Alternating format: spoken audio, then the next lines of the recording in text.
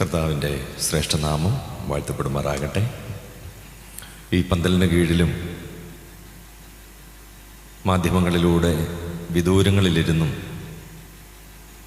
ഞങ്ങളെ ശ്രവിക്കുന്ന എല്ലാ പ്രിയപ്പെട്ടവർക്കും നമ്മുടെ കർത്താവിൻ്റെ രക്ഷിതാവുമായ യേശുക്രിസ്തുവിൻ്റെ നിസ്തുല്യ നാമത്തിൽ സ്നേഹവന്ദനങ്ങൾ പ്രാരംഭമായിട്ട് അറിയിക്കുന്നു. ഈ പ്രദേശത്തുള്ള വേർപെട്ട ദൈവജനത്തിൻ്റെ 29ാമത് ആത്മീയ സംഗമത്തിൽ എനിക്കും ഒരു പങ്ക് സ്വർഗത്തിലെ ദൈവം തന്നു. ഇവിടെയുള്ള സ്ഥലം സഭകൾ ഒന്നിച്ച് പ്രവർത്തിക്കുമ്പോൾ അതിനെ മേൽനോട്ടം വഹിക്കുന്ന ഉത്തരവാദിത്തപ്പെട്ട സഹോദരന്മാർ, സ്ഥലം സഭകൾ, അവർക്കെല്ലാവർക്കും എൻ്റെ ഹൃദയം നിറഞ്ഞ നന്ദിയും സ്നേഹവും അറിയിക്കുകയാണ്. ചില വർഷങ്ങൾക്ക് മുമ്പ് എനിക്ക് ഇവിടെ വരുവാനും, പ്രത്യേകിച്ച് താഴെ നമ്മുടെ സഭാ ഹാളിൻ്റെ മുൻപിലായിരുന്നു അന്ന് ഈ പന്തൽ ക്രമീകരിച്ചിരുന്നത്. അവിടെ വളരെ ഇടുക്കവും ഞെരുക്കവുമൊക്കെ അന്ന് നമ്മൾ അനുഭവിച്ചു. ശേഷം ദൈവസന്നിധിയിൽ നമ്മൾ പ്രാർത്ഥിച്ചു.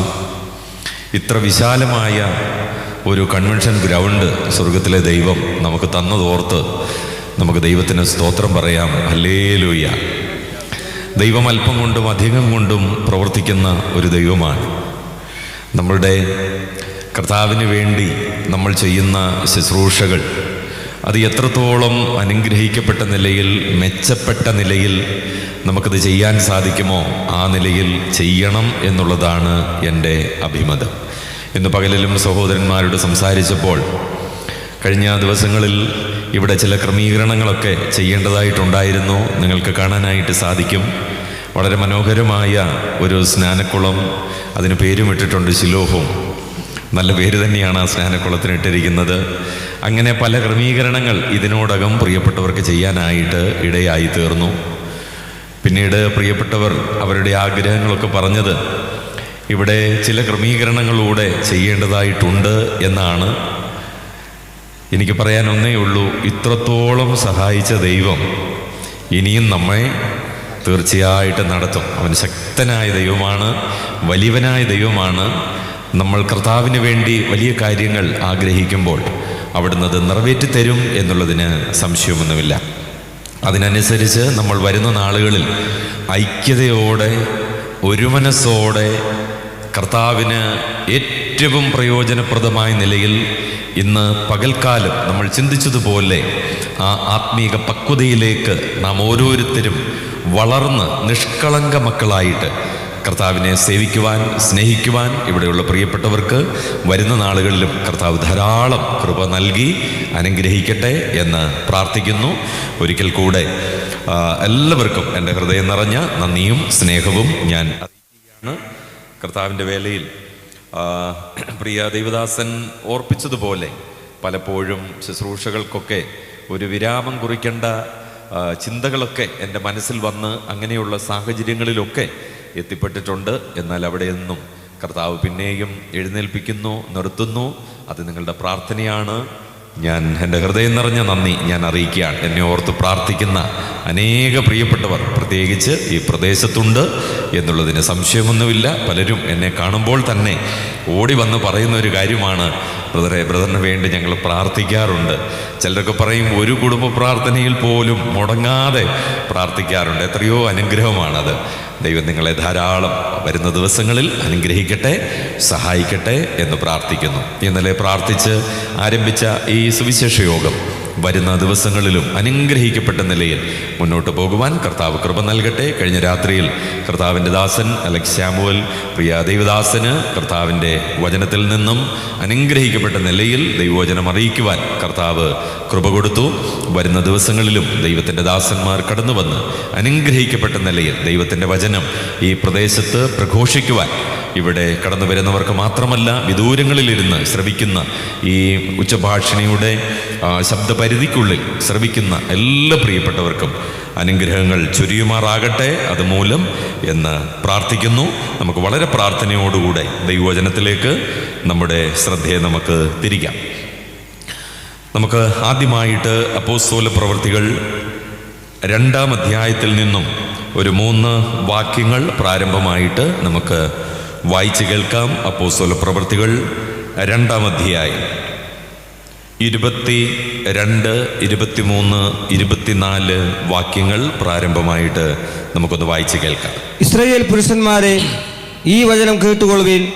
നിങ്ങൾ തന്നെ അറിയും പോലെ ദൈവം അവനെ കൊണ്ട് നിങ്ങളുടെ നടുവിൽ ചെയ്യിപ്പിച്ച ശക്തികളും അത്ഭുതങ്ങളും അടയാളങ്ങളും കൊണ്ട് ദൈവം നിങ്ങൾക്ക് കാണിച്ചു തന്ന പുരുഷനായി നസറയനായ യേശുവിനെ ദൈവം തൻ്റെ സ്ഥിരനിർണയത്താലും മുന്നറിവിനാലും ഏൽപ്പിച്ചിട്ട് നിങ്ങൾ അവനെ അധർമ്മികളുടെ കൈയാൽ തറപ്പിച്ചു കൊന്നു.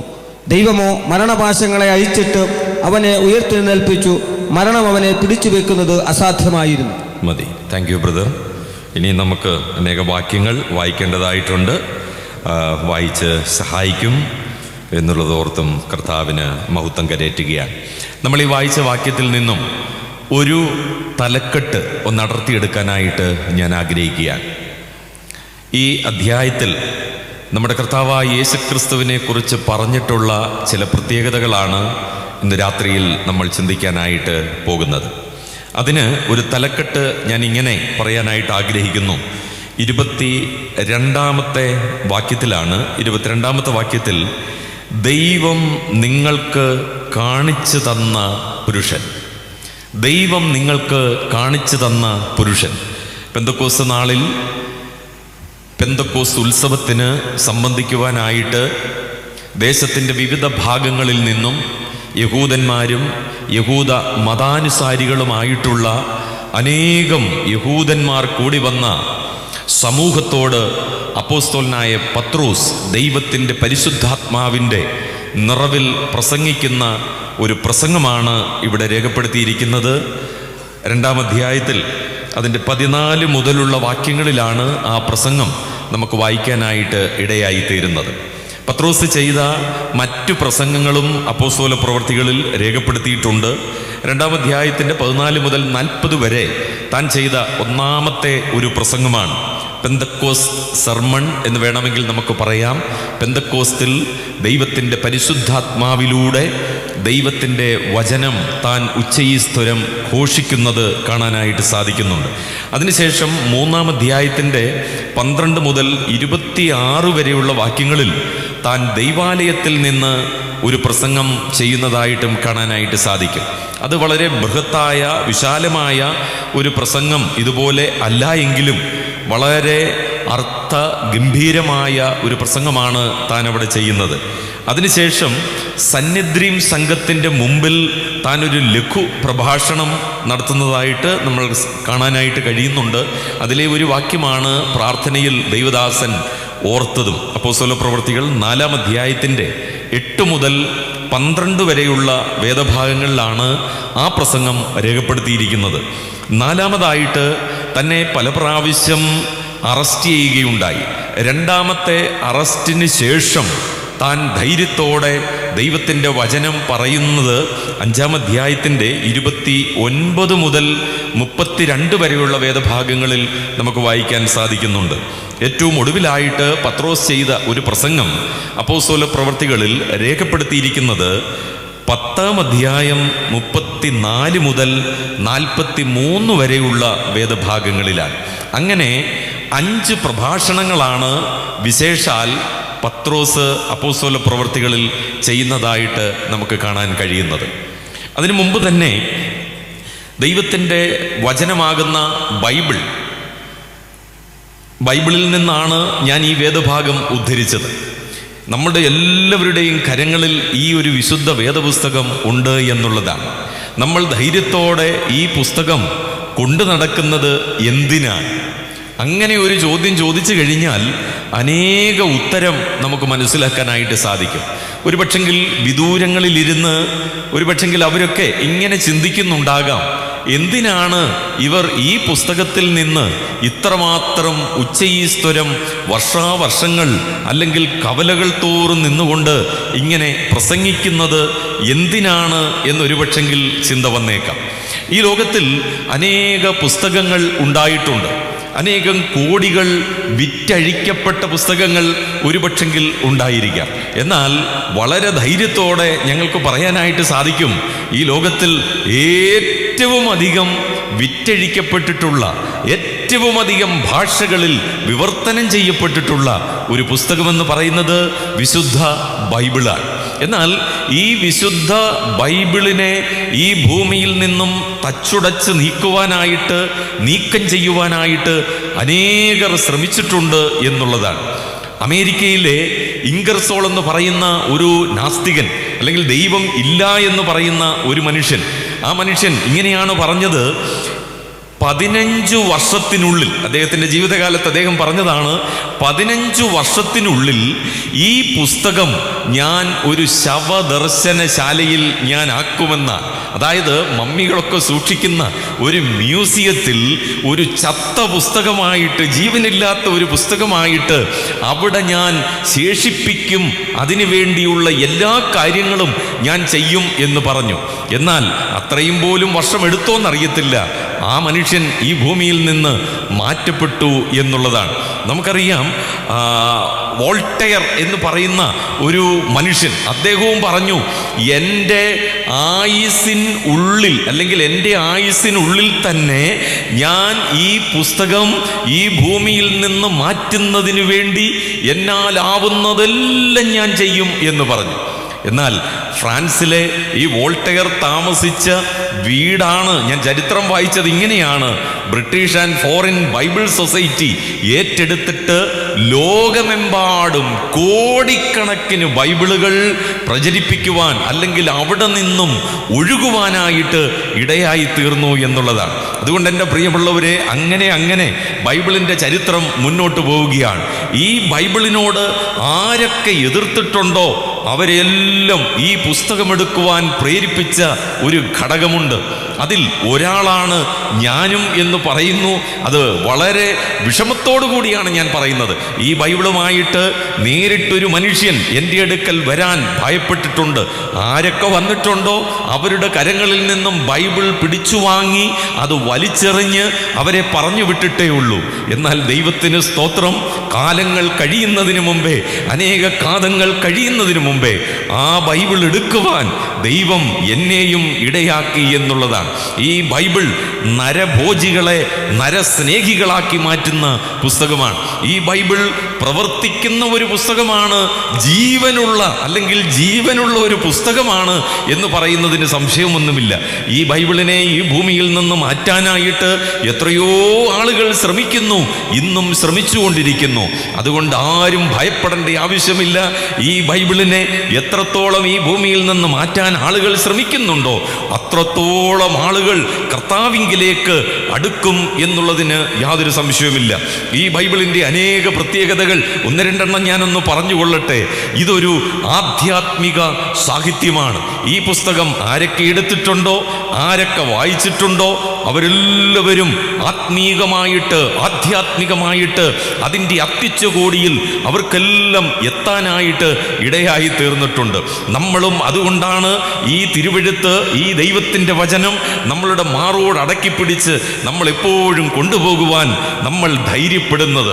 അതുമാത്രവുമല്ല, ദിനേന നമ്മൾ ഈ പുസ്തകത്തിൽ നിന്ന് നമ്മൾ വായിക്കുകയാണ്. ഇത് സത്യവേദ പുസ്തകമാണ്.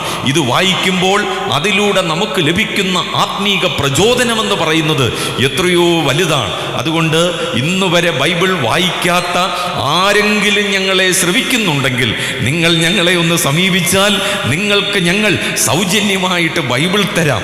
നിങ്ങളതൊന്ന് വായിക്കൂ പ്രിയമുള്ളവരെ. നിങ്ങൾക്ക് ആത്മീകമായിട്ട് അതിൻ്റെ പരകോടിയിലേക്ക് എത്താനായിട്ടിടയായിത്തീരും എന്നുള്ളതിന് യാതൊരു സംശയവുമില്ല. ഈ ബൈബിൾ എന്ന് പറയുന്നത് കാലം കണ്ട കരുത്തേറിയ സന്ദേശത്തിൻ്റെ കലവറയാണ് ദൈവത്തിൻ്റെ വചനമെന്ന് പറയുന്നത്. എന്ന് പറഞ്ഞാൽ ഈ ലോകം കണ്ടിട്ടുള്ള, കാലം കണ്ടിട്ടുള്ളതിലേക്കും വെച്ച് ഏറ്റവും കരുത്തുറ്റ സന്ദേശങ്ങൾ ഉൾക്കൊള്ളുന്ന ഒരു പുസ്തകമാണ് ഈ വേദപുസ്തകം എന്ന് പറയുന്നത്. എബ്രഹാം ലിങ്കൺ ഒരിക്കൽ ഈ ബൈബിളിനെ കുറിച്ച് പറഞ്ഞത്, ഈ ബൈബിൾ എന്ന് പറയുന്നത് മനുഷ്യന്റെ ഒരു കാറ്റലോഗാണെന്നാണ് പറഞ്ഞിരിക്കുന്നത്. എന്ന് പറഞ്ഞാൽ മനുഷ്യൻ ഈ ഭൂമിയിൽ എങ്ങനെ ജീവിക്കണം, അവനെങ്ങനെ പ്രവർത്തിക്കണം, അവനെങ്ങനെ സംസാരിക്കണം, അവൻ്റെ ഓരോ ചെയ്തികളും എങ്ങനെയായിരിക്കണമെന്നുള്ളത് സവിസ്തരം പ്രഖ്യാപിച്ചിരിക്കുന്ന, വിളംബരം ചെയ്യുന്ന ഒരു പുസ്തകമാണ് ബൈബിൾ എന്ന് പറയുന്നത്. ഈ ബൈബിൾ കേവലം ഒരു മതഗ്രന്ഥം, അത് മതഗ്രന്ഥമെന്ന് നമുക്ക് പറയാനായിട്ട് പറ്റത്തില്ല. ഇത് ഒരു മാർഗരേഖയാണ്. ഇത് ക്രിസ്ത്യാനികളുടെ ഒരു മതഗ്രന്ഥമല്ല പ്രിയമുള്ളവരെ. അങ്ങനെ പലരും പറയാറുണ്ട്. നമ്മൾ ഈ ബൈബിളൊക്കെ അനേക ഇടങ്ങളിൽ, സ്കൂളുകളിലും ഹോട്ടലുകളിലും മറ്റിതര സ്ഥലങ്ങളിലും കവലകളിലും ഒക്കെ നമ്മൾ വിതരണം ചെയ്യുമ്പോൾ അവരൊക്കെ തിരിഞ്ഞ് നമ്മളോട് പറയുന്ന ഒരു വാക്കാണ്, ഇത് നിങ്ങളുടെ മതഗ്രന്ഥമല്ലേ, ഇത് ഞങ്ങൾക്ക് വേണ്ട. ഞങ്ങളെ കേൾക്കുന്ന പ്രിയപ്പെട്ടവരോട് ധൈര്യത്തോടെ സന്തോഷത്തോടെ ഞങ്ങൾ പറയട്ടെ പ്രിയമുള്ളവരെ, മറ്റു മതങ്ങളിലെ ഉള്ള പുസ്തകങ്ങളെ പോലെ ഇതൊരു മതഗ്രന്ഥമല്ല, ഇതൊരു മാർഗരേഖയാണ് പ്രിയമുള്ളവരെ. നമ്മുടെ ജീവിതത്തെ യഥാർത്ഥമായിട്ടുള്ള ലക്ഷ്യത്തിലേക്ക് നമ്മളെ കൊണ്ടെത്തിക്കുന്ന മതിയായ ഒരു പുസ്തകമാണ് ഈ ബൈബിൾ, ഈ സത്യവേദ പുസ്തകം എന്നുള്ളത്. അതുകൊണ്ട് ലക്ഷ്യമില്ലാതെ ഈ ഭൂമിയിൽ എങ്ങനെ ജീവിക്കണം, എന്തിന് ജീവിക്കണം, ഈ ഭൂമിയിലെ ജീവിതം മതി എന്ന് വിചാരിച്ച് ആരെങ്കിലും ഇന്ന് രാത്രിയിൽ ഞങ്ങളെ ശ്രദ്ധിക്കുന്നു എങ്കിൽ എൻ്റെ പ്രിയമുള്ളവരെ, നിങ്ങൾ ബൈബിൾ കയ്യിലെടുക്കൂ, അതൊന്ന് തുറന്നു വായിക്കൂ. നിങ്ങൾക്കൊരു മാർഗം ലഭിക്കും. ആ മാർഗം കർത്താവായ യേശുക്രിസ്തുവിലാണ്. യേശുക്രിസ്തുവിലൂടെയുള്ള നിത്യജീവനാണ്, നിത്യ സൗഭാഗ്യമാണ്, നിത്യ സ്വർഗമാണ്. അങ്ങനെ ദൈവവചനത്തിലൂടെ, മാർഗത്തിലൂടെ കർത്താവായ യേശുക്രിസ്തുവിനെ അറിയുവാൻ ഇടയായ ഒരു കൂട്ടം ദൈവജനമാണ് എൻ്റെ മുമ്പിൽ ഇരിക്കുന്നത് എന്നെനിക്ക് വളരെ വ്യക്തമായിട്ട് അറിയാം. ദൈവത്തിന് മഹത്വം. ഈ ബൈബിൾ എന്ന് പറയുന്നത് ഏതെങ്കിലും ഒരു പ്രദേശത്തുള്ള ആളുകൾക്ക് വേണ്ടിയുള്ള ഒരു പുസ്തകമല്ല. ഇത് ഒരു സാർവജനീന സാഹിത്യമാണ്. എന്ന് പറഞ്ഞാൽ ലോകത്തിൻ്റെ ഏത് വൻകരകളിലുമുള്ള, ഏത് വിഭാഗങ്ങളിലുമുള്ള ഏത് ജനതയ്ക്കും വായിക്കുവാൻ ആവശ്യമായിട്ടുള്ള സന്ദേശമാണ് ഈ ബൈബിളിൽ രേഖപ്പെടുത്തിയിരിക്കുന്നതെന്ന് പറയുന്നത്. അടിമ ഉടമ വ്യത്യാസമില്ലാതെ, കറുത്തവൻ വെളുത്തവൻ വ്യത്യാസമില്ലാതെ, പണ്ഡിത പാമര വ്യത്യാസമില്ലാതെ എല്ലാവർക്കും ഒരുപോലെ പ്രയോജനപ്പെടുന്ന ഒരു പുസ്തകമാണ് ദൈവത്തിൻ്റെ വചനം എന്ന് പറയുന്നത്, ബൈബിൾ എന്ന് പറയുന്നത്. മാനവജാതിക്ക് ദൈവം ഒരു രക്ഷകനെ സമ്മാനിച്ച ഒരു പുസ്തകമുണ്ടെങ്കിൽ അത് വിശുദ്ധ തിരുവെഴുത്താണ്, ബൈബിളാണ്. വേറൊരു പുസ്തകമില്ല. നിങ്ങൾ ഇന്ന് വരെ ആരെങ്കിലും പറഞ്ഞു കേട്ടിട്ടുണ്ടോ, ഇന്ന പുസ്തകം വായിച്ചിട്ട് ഈ ബൈബിൾ ഒഴികെ വേറെ ഏതെങ്കിലും നോവലായിക്കൊള്ളട്ടെ, അല്ലെങ്കിൽ എന്തെങ്കിലും ഇതിഹാസങ്ങളായിക്കൊള്ളട്ടെ, അല്ലെങ്കിൽ ഏതെങ്കിലും പുരാണ കഥകളായിക്കൊള്ളട്ടെ, അത് വായിച്ച് ഞാൻ മാനസാന്തരപ്പെട്ടു, അല്ലെങ്കിൽ അത് വായിച്ചിട്ട് എനിക്ക് ദൈവം സ്വർഗം നൽകാൻ പോകുന്നു എന്ന് ആരെങ്കിലും പറഞ്ഞ് നിങ്ങൾ ഇതുവരെ കേട്ടിട്ടുണ്ടോ? എന്നാൽ എൻ്റെ പ്രിയമുള്ളവരെ, നമ്മുടെ കരങ്ങളിലിരിക്കുന്ന ഈ വേദപുസ്തകം ഒരു മാർഗരേഖയാണ്, ഒരു രക്ഷകനെ ലോകത്തിന് സമ്മാനിച്ച ഒരു പുസ്തകമാണ് വിശുദ്ധ വേദപുസ്തകം എന്ന് പറയുന്നത്. അതുകൊണ്ട് ഈ പുസ്തകത്തിൽ, അല്ലെങ്കിൽ ബൈബിളിൽ 66 പുസ്തകങ്ങളുണ്ട്. പലപ്പോഴും ഇങ്ങനെ പറയാറുണ്ട്, 66 മുത്തുകൾ ഒരു ചുവപ്പ് ചരടിൽ കോർത്തിട്ടിരിക്കുകയാണ്. അതായത് 66 പുസ്തകങ്ങൾ ഒരു ചുവപ്പ് ചരടിൽ കോർത്തിട്ടിരിക്കുകയാണ്. എന്താണ് ഈ ചുവപ്പ് ചരട്? അത് കർത്താവായ യേശുക്രിസ്തുവും കർത്താവായ യേശുക്രിസ്തുവിലൂടെ ദൈവമൊരുക്കിയ രക്ഷയുമാണ്. ഉൽപ്പത്തി പുസ്തകം മുതൽ വെളിപ്പാട് പുസ്തകം വരെ കർത്താവായ യേശുക്രിസ്തുവിനെ കുറിച്ചും യേശുക്രിസ്തു കാൽവരി ക്രൂശിൽ നമുക്ക് വേണ്ടി ഒരുക്കിയ നിത്യ രക്ഷയെക്കുറിച്ചുമാണ് പറഞ്ഞിരിക്കുന്നത്. അതുകൊണ്ട് എൻ്റെ പ്രിയമുള്ളവരെ, യാതൊരു മുൻവിധികളും കൂടാതെ ഈ നാളുകളിൽ ഇവിടെ അറിയിക്കപ്പെടുന്ന ഈ സുവിശേഷം, ഈ ബാനറിന്റെ പുറകിൽ എഴുതിയിരിക്കുന്ന ആദ്യത്തെ വാക്യം പോലെ, ഈ പുൾപിറ്റിന് മുന്നിൽ എഴുതിയിരിക്കുന്ന വാക്യം പോലെ, ഞങ്ങളോ ക്രൂശിക്കപ്പെട്ട ക്രിസ്തുവിനെ പ്രസംഗിക്കുന്നു. അതായത് ഞങ്ങളുടെ ജീവിതത്തിൽ ഒരു രക്ഷ തന്ന, ഞങ്ങളുടെ ജീവിതത്തിൽ നിത്യ സൗഭാഗ്യം തന്ന ഈ ക്രിസ്തുവിനെ ഞങ്ങൾക്ക് പ്രസംഗിച്ചേ മതിയാകുകയുള്ളൂ.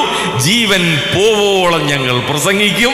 കർത്താവ് നമ്മളെ വിളിച്ചു വെളിച്ച് ആക്കിയിരിക്കുന്നത് ഈ സൽഗുണങ്ങളെ, അന്ധകാരത്തിൽ നിന്ന് അത്ഭുത പ്രകാശത്തിലേക്ക് വിളിച്ചവന്റെ സൽഗുണങ്ങളെ ഘോഷിക്കുന്നതിന് വേണ്ടിയാണ്.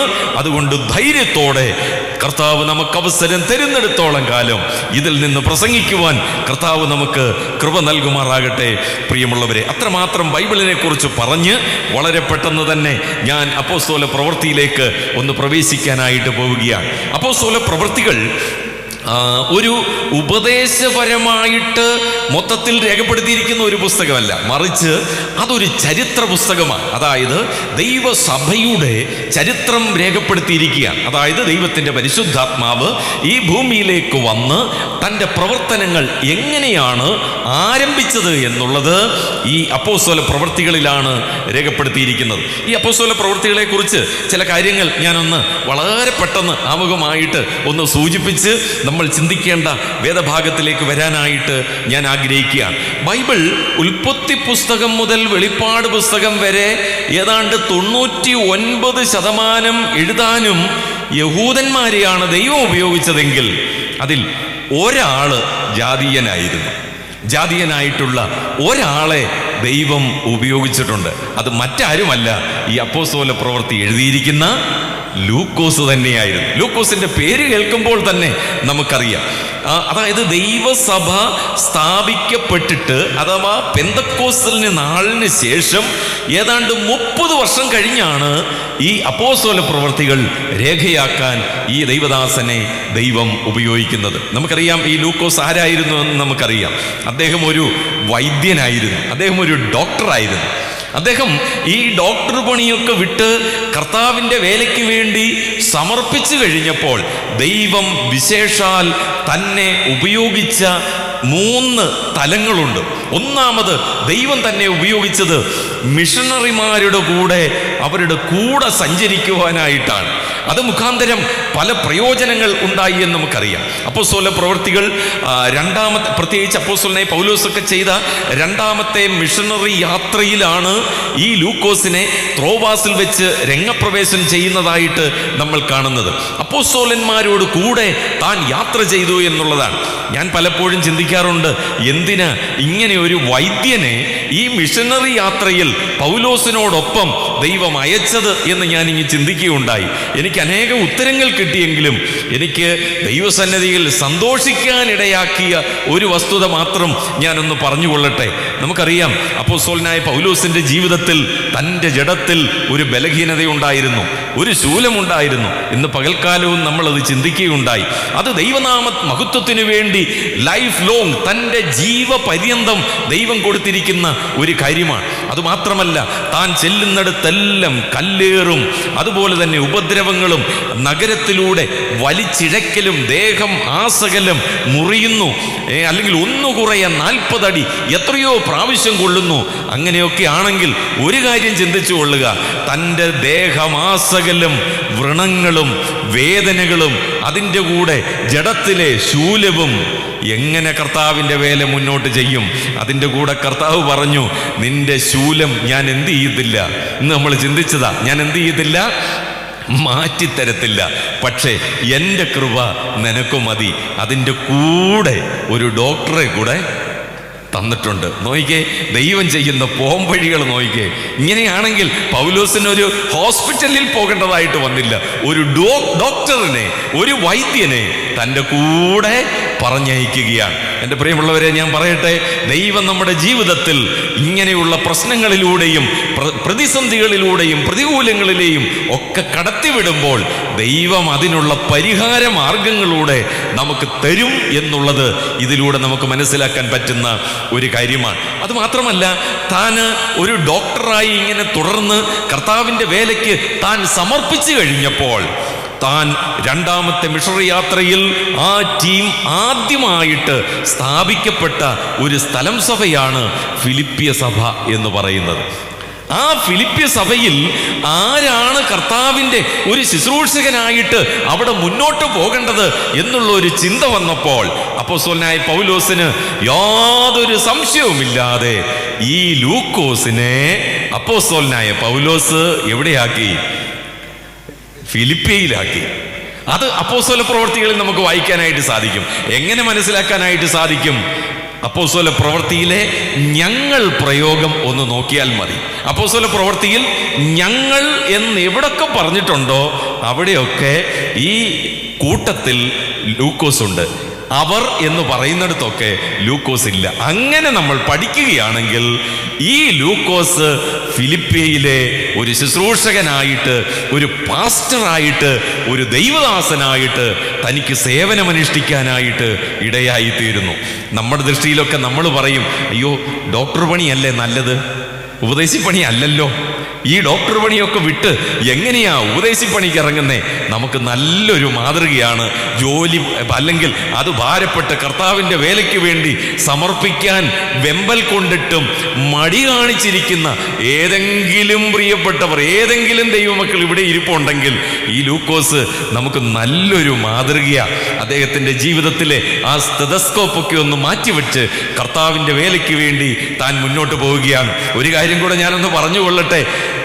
ഫിലിപ്പ് ലേഖനം 4-ാം അധ്യായം വായിക്കുമ്പോൾ പൗലോസ് അവിടെ ഒരു പ്രയോഗം രേഖപ്പെടുത്തിയിട്ടുണ്ട്. സാക്ഷാൽ ബാക്കിയൊന്ന് പറഞ്ഞോ, സാക്ഷാൽ ഇണയാളിയായുള്ളവേ.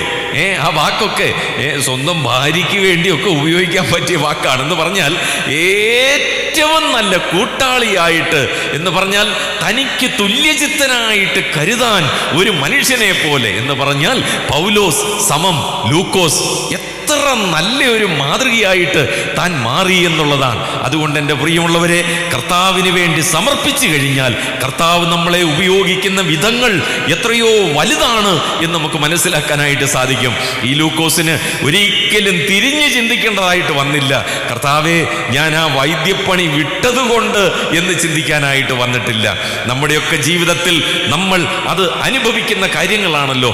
ഇന്ന് പകലിലും ഞാൻ അല്പം വിശ്രമിക്കാനായിട്ട് താമസിച്ച വീട്ടിൽ അവിടെയുള്ള സഹോദരനും എന്നോട് അതേ ചരിത്രം തന്നെ അദ്ദേഹത്തിൻ്റെ കാര്യം എന്നോട് പറയുകയുണ്ടായി. ഞാനും മൗനമായിരുന്ന് ദൈവത്തെ സ്തുതിക്കാനായിട്ട് ഇടയായി തീർന്നു. ഈ സഭാ ഹാളിൽ നിന്ന്, അല്ലെങ്കിൽ ഈ തെള്ളിയൂർ സഭയിൽ നിന്നും എനിക്ക് തോന്നുന്നു 24-ാമത്തെ സുവിശേഷം, എത്രാമതെയാ?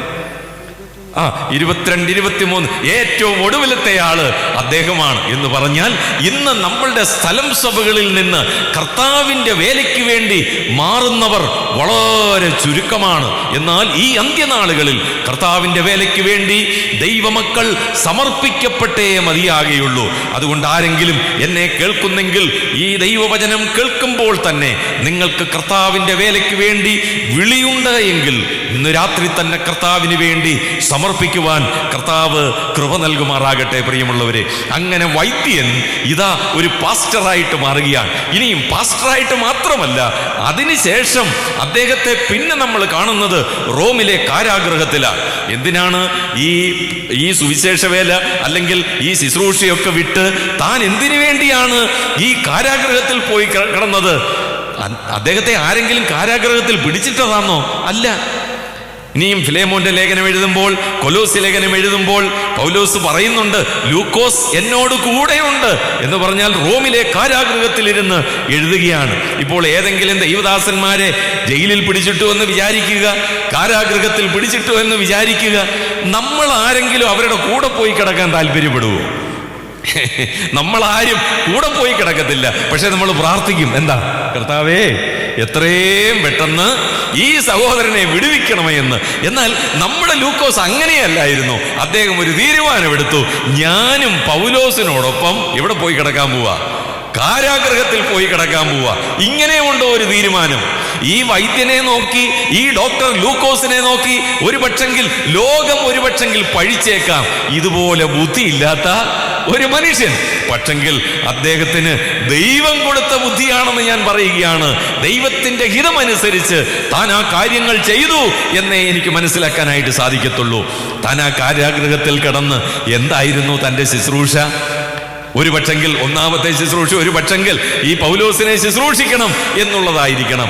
എന്നാൽ അതിലുപരിയായിട്ട് ഈ ദൈവദാസനിലൂടെ തൻ്റെ ജീവിതത്തിൽ ദൈവം എങ്ങനെ പ്രവർത്തിച്ചു എന്നുള്ള ആ ഒരു ചരിത്രം. അതുമാത്രമല്ല, ഈ പൗലോസിനെതിരെ ഒരുപാട് കോടതി കേസുകൾ ഉണ്ടായിരുന്നു. ആ കേസുകളൊക്കെ വാദിക്കുമ്പോൾ പൗലോസിന്റെ ഒരു ചരിത്രം ചമച്ച് സമർപ്പിക്കേണ്ട ആവശ്യമുണ്ടായിരുന്നു. തെയോഫിലോസെ എന്നും പറഞ്ഞാണല്ലോ തുടങ്ങുന്നത്. അപ്പോൾ പൗലോസിന്റെ ജീവചരിത്രവും തൻ്റെ പ്രവർത്തനവും മാത്രമല്ല, എന്തുകൊണ്ട് പൗലോസ് ഇങ്ങനെ മാനസാന്തരപ്പെട്ടു, ഇങ്ങനെ കർത്താവിന്റെ വേല ചെയ്യുന്നു, അതിനു മുമ്പ് മറ്റൊരു ചരിത്രം കൂടെയുണ്ട്. ഇതെല്ലാം ഈ ദൈവദാസനിൽ നിന്ന്, പത്രോസിൽ നിന്ന് താൻ ഇതെല്ലാം മനസ്സിലാക്കിയിട്ട് എങ്ങനെയാ പറയുന്നതെന്നറിയാമോ? താൻ സൂക്ഷ്മമായി പഠിച്ചിട്ട്, എന്ന് പറഞ്ഞാൽ MBBS ഒക്കെ പഠിക്കണമെങ്കിൽ ബുദ്ധിയില്ലാത്തവരെ കൊണ്ട് പറ്റുമോ? പറ്റത്തില്ലല്ലോ. നല്ല ബുദ്ധി വേണം, നല്ല നോളജ്, പരിജ്ഞാനം ആ നിലയിൽ വേണം. താൻ സൂക്ഷ്മമായിട്ട് പഠിച്ചിട്ട്, ദൈവത്തിന് സ്തോത്രം, താൻ ഈ ബൈബിളിൽ 66 പുസ്തകങ്ങളിൽ 2 പുസ്തകങ്ങൾ അദ്ദേഹം മൂലം എഴുതാനായിട്ടിടയായി തീർന്നു. ഏതൊക്കെയാണ്? ഒന്ന് ലൂക്കോസിന്റെ സുവിശേഷവും, 2 അപ്പോസ്തല പ്രവൃത്തികളും. എൻ്റെ പ്രിയമുള്ളവരെ, കർത്താവിന് വേണ്ടി സമർപ്പിച്ചതുകൊണ്ട് പ്രയോജനമുണ്ടോ? ദൈവം ഉപയോഗിക്കും. പ്രിയമുള്ളവരെ, ഏറ്റവും ഒടുവിലായിട്ട് എൻ്റെ പ്രിയമുള്ളവരെ, നല്ല ഒരു ചരിത്രകാരനായിട്ട്, ഒരു പെന്മാനായിട്ട്, അല്ലെങ്കിൽ നല്ല ഒരു എഴുത്തുകാരനായിട്ട് ദൈവം തന്നെ ഉപയോഗിച്ചു എന്നുള്ളതാണ്. അപ്പോൾ ദൈവം ചെയ്യുന്ന പ്രവൃത്തികൾ എത്രയോ ശ്രേഷ്ഠമാണ്, എത്രയോ വലുതാണ് എന്ന് നമുക്ക് മനസ്സിലാക്കാനായിട്ട് സാധിക്കും. അങ്ങനെ അപ്പോസ്തല പ്രവൃത്തികളുടെ ഓരോ പേജുകളും ലൂക്കോസിനാൽ വിരചിതമാകുമ്പോൾ, രചിക്കപ്പെട്ട് കഴിയുമ്പോൾ, അത് ദൈവത്തിന്റെ പരിശുദ്ധാത്മാവിന്റെ നിറവിൽ താൻ രേഖപ്പെടുത്തിയിരിക്കുന്ന അനുഗ്രഹിക്കപ്പെട്ട യാഥാർത്ഥ്യങ്ങൾ, സത്യങ്ങൾ. അതുകൊണ്ട് ദൈവസന്നിധിയിൽ ദൈവനാമ മഹത്വത്തിന് വേണ്ടി, കർത്താവിന്റെ ശുശ്രൂഷയ്ക്ക് വേണ്ടി നമ്മളെ സമർപ്പിക്കാൻ കഴിഞ്ഞാൽ, ഈ അല്പമാം ഉപകരണങ്ങളെ നൽപ്പിടുന്ന ശുശ്രൂഷകൾ ചെയ്യുവാൻ സ്വർഗത്തിലെ ദൈവം തമ്പുരാൻ നമ്മളെ ഉപയോഗിക്കുമെന്നുള്ളതിന് യാതൊരു സംശയവുമില്ല. അതിനുശേഷം ഈ അപ്പോസ്തല പ്രവൃത്തി എന്ന് പറയുന്നത് ഒരു ബ്രിഡ്ജാണ്, ഒരു പാലമാണ്. എവിടെ നിന്നുള്ള പാലമാണെന്നറിയാമോ? സുവിശേഷങ്ങളിൽ നിന്ന് ലേഖനത്തിലേക്കുള്ള ഒരു പാലമായിട്ട്, ഒരു ബ്രിഡ്ജായിട്ടാണ് നമുക്ക് കാണാനായിട്ട് സാധിക്കുന്നത്. എന്ന് പറഞ്ഞാൽ മതത്തിൽ നിന്ന് മാർഗത്തിലേക്കുള്ള ഒരു പാലമാണ്. എന്ന് പറഞ്ഞാൽ യഹൂദ അതൊരു മതമാണ്, അതൊരു മാർഗമല്ലായിരുന്നു. യഹൂദ മതത്തിൽ നിന്ന് ക്രൈസ്തവ മാർഗത്തിലേക്ക് എങ്ങനെയാണ് വരേണ്ടതെന്നുള്ള യഥാർത്ഥമായിട്ടുള്ള ചരിത്രം രേഖപ്പെടുത്തിയിരിക്കുന്നത് അപ്പോസ്തല പ്രവൃത്തികളിലൂടെയാണ്. ഇത് അപ്പോസ്തല പ്രവൃത്തികൾ എന്ന് പറയുന്നെങ്കിലും വാസ്തവത്തിൽ ദൈവത്തിൻ്റെ പരിശുദ്ധാത്മാവിൻ്റെ പ്രവൃത്തികളാണിത്. 1-ാം അധ്യായം 8-ാം വാക്യത്തിൽ തന്നെ നമ്മൾ വായിക്കുന്നുണ്ട്, നിങ്ങൾ ശക്തി ലഭിച്ചിട്ട് യെരൂശലേമിലും, അതായത് പരിശുദ്ധാത്മാവ് നിങ്ങളുടെ മേൽ വരുമ്പോൾ നിങ്ങൾ ശക്തി ലഭിച്ചിട്ട് യെരൂശലേമിലും യഹൂദ്യയിൽ എല്ലായിടത്തും ശമര്യയിലും ഭൂമിയുടെ അറ്റത്തോളം നിങ്ങൾ എൻ്റെ സാക്ഷികളാകും.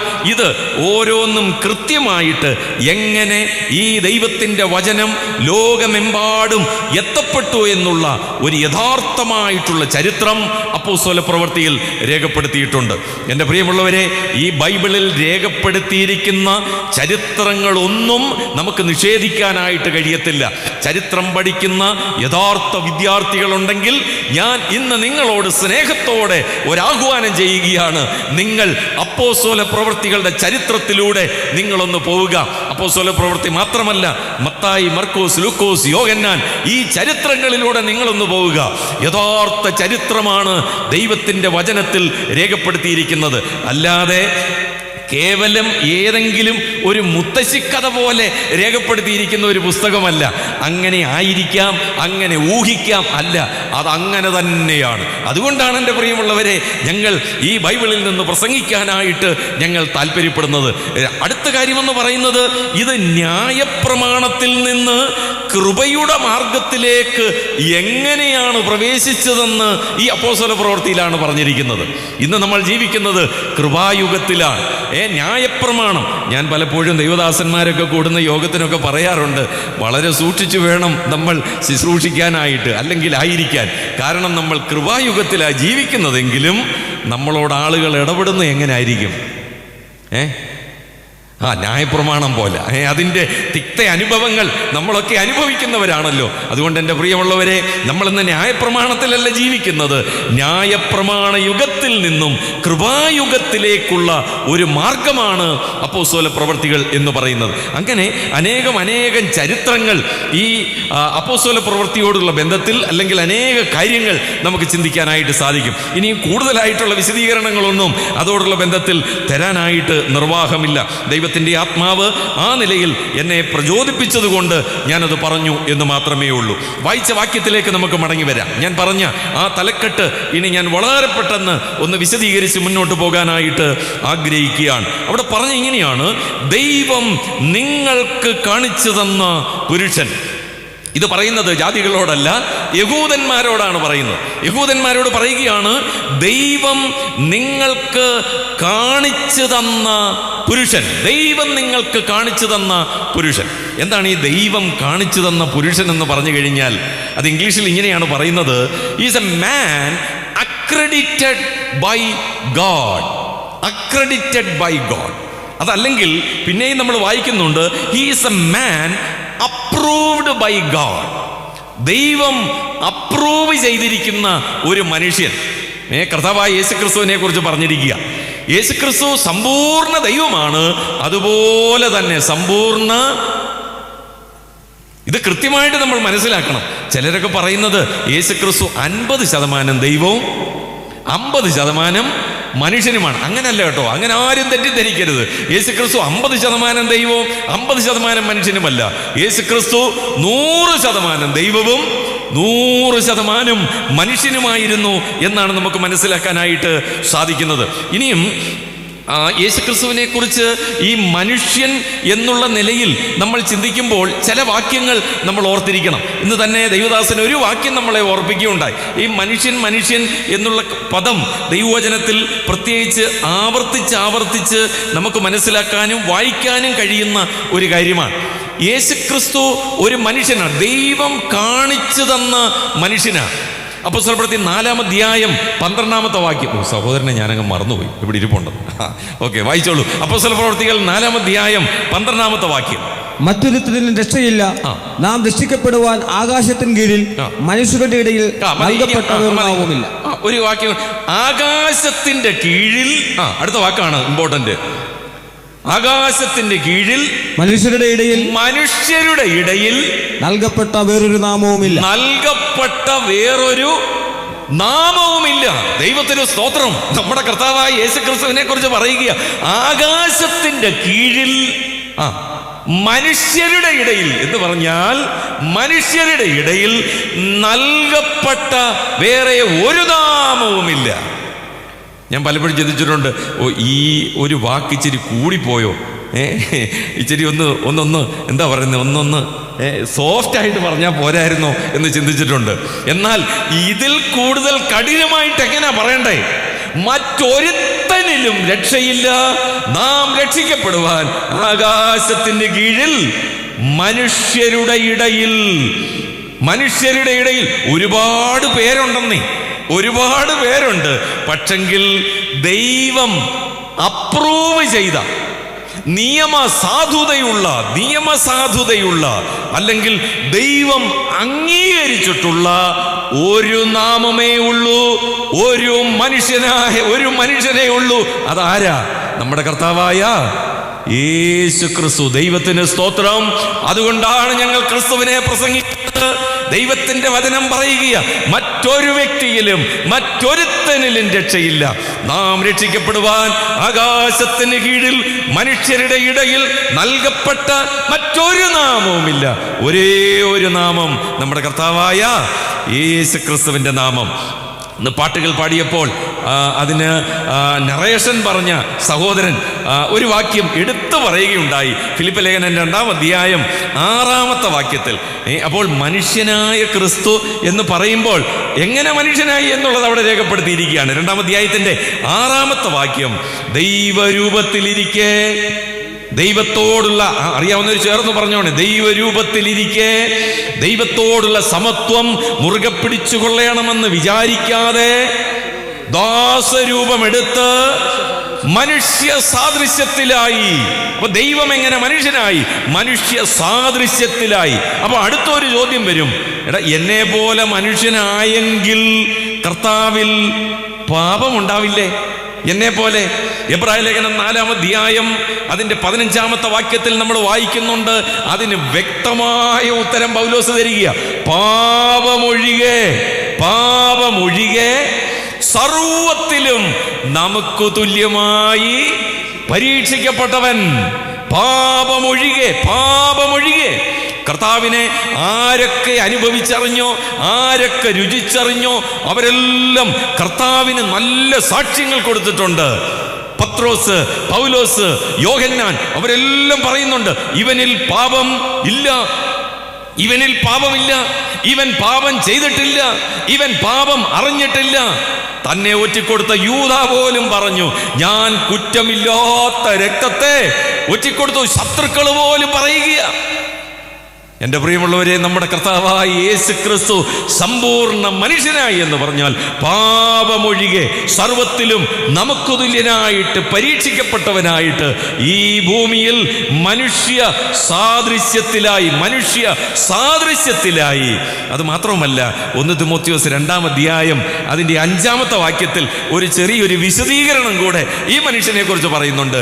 ദൈവം ഒരുവനല്ലോ, ദൈവത്തിനും മനുഷ്യർക്കും മധ്യസ്ഥനും ഒരുവൻ. അത്രയും പറഞ്ഞ് നിർത്തിയിരുന്നെങ്കിൽ ഇടയ്ക്ക് നമുക്ക് ആരെ വേണമെങ്കിലും എന്ത് ചെയ്യാമായിരുന്നു?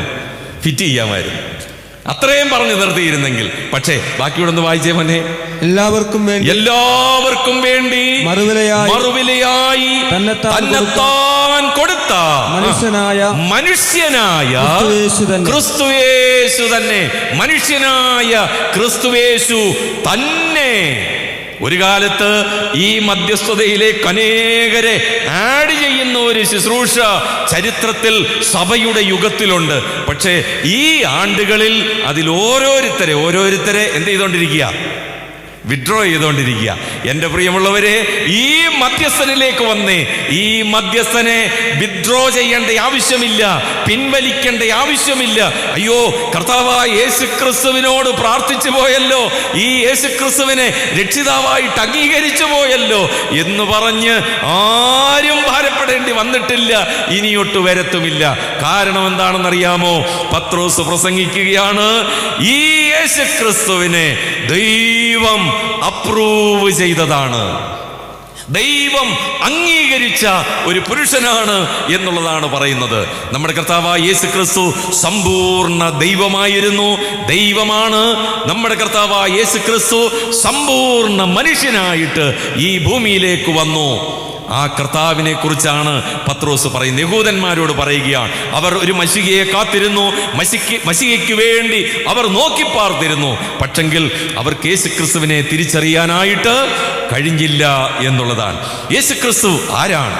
യേശുക്രിസ്തു പ്രവചന പുരുഷനാണ് എന്ന് പറഞ്ഞാൽ എഴുതിയിരിക്കുന്നത് പോലെ ജനിച്ച, എഴുതിയിരിക്കുന്നത് പോലെ ജീവിച്ച, എഴുതിയിരിക്കുന്നത് പോലെ പ്രസംഗിച്ച, എഴുതിയിരിക്കുന്നത് പോലെ പ്രവർത്തിച്ച, എഴുതിയിരിക്കുന്നത് പോലെ മരിച്ച, എഴുതിയിരിക്കുന്നത് പോലെ അടക്കപ്പെട്ട, എഴുതിയിരിക്കുന്നത് പോലെ ഉയർത്തെഴുന്നേറ്റ, എഴുതിയിരിക്കുന്നത് പോലെ സ്വർഗാരോഹണം ചെയ്ത ഒരേ ഒരുവനുണ്ടെങ്കിൽ അത് കർത്താവായ യേശുക്രിസ്തു മാത്രമാണ്. പ്രിയമുള്ളവരെ, നമ്മുടെ കർത്താവായ യേശുക്രിസ്തുവിനെ ദൈവം അക്രെഡിറ്റ് ചെയ്തിരിക്കുകയാണ്, ദൈവം നിയമസാധുത കൊടുത്തിരിക്കുകയാണ്. അതിൻ്റെ കാര്യങ്ങൾ ഓരോന്നായിട്ട് അപ്പോസ്തല പ്രവൃത്തിയിൽ രേഖപ്പെടുത്തിയിരിക്കുകയാണ്. ഒന്നാമത്തെ കാര്യമെന്ന് പറയുന്നത് 2-ാം അധ്യായത്തിൻ്റെ 22-ാമത്തെ വാക്യമാണ്. യേശുക്രിസ്തുവിനെ കുറിച്ച് പറഞ്ഞിരിക്കുന്ന ഒന്നാമത്തെ ഏറ്റവും നല്ലൊരു സ്റ്റേറ്റ്മെന്റ് ആണ്, ദൈവം നിങ്ങൾക്ക് കാണിച്ചു തന്നു ഒരു പുരുഷനെ. എങ്ങനെയാ കാണിച്ചു കൊടുത്തത്? 3 കാര്യങ്ങളിലൂടെയാണ്. ഒന്നാമത്തേത്, നിങ്ങളുടെ നടുവിൽ ചെയ്യിച്ച ശക്തി.